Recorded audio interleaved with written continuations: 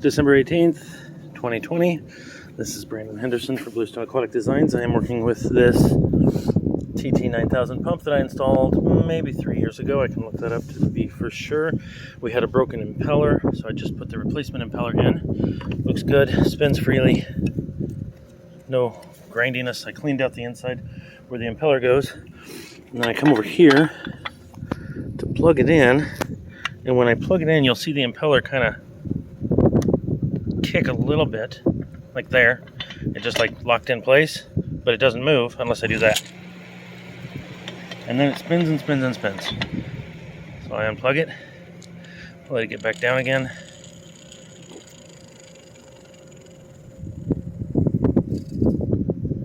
Okay, so let's watch it again.